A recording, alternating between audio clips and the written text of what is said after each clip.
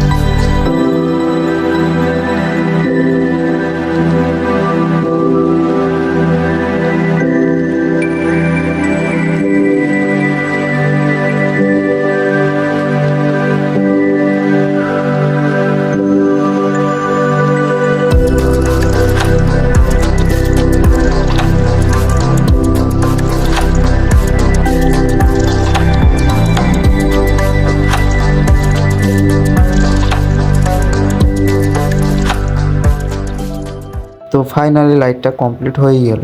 তো এই লাইটটা কেমন হয়েছে তোমরা প্লিজ একটু কমেন্টে জানিও। প্লিজ সাবস্ক্রাইব আর ফলো করবে। তো পরের মিনি ব্লগে আবার দেখাবে। Bye bye.